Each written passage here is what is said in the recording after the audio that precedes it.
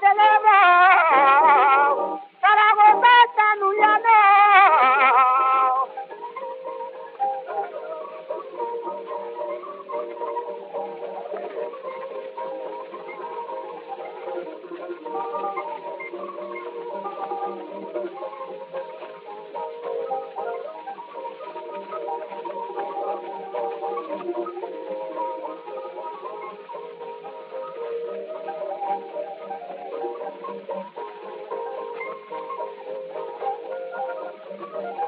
Y el que no tiene también, quien tiene pena se muere.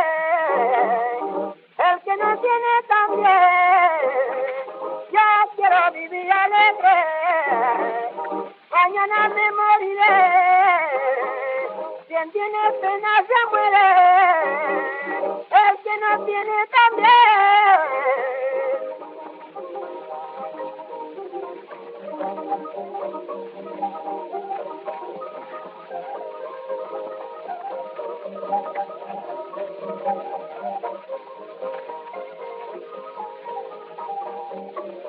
Con un ramo de claveles te daré la despedida.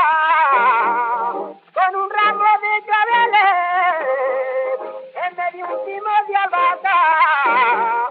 Para que de mí te acuerdes, para que de mí te acuerdes, te daré la despedida.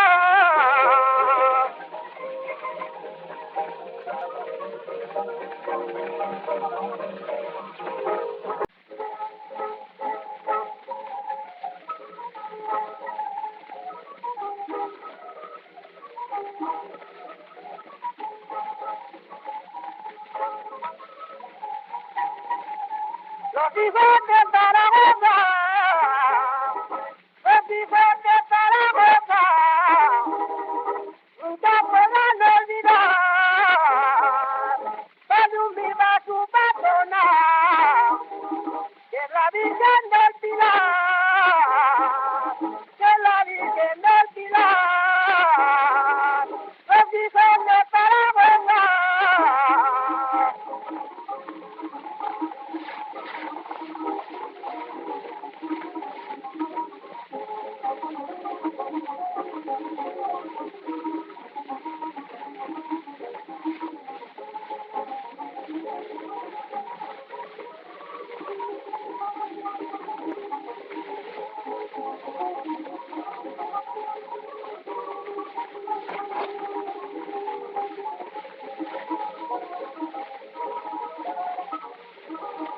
Y si ahora por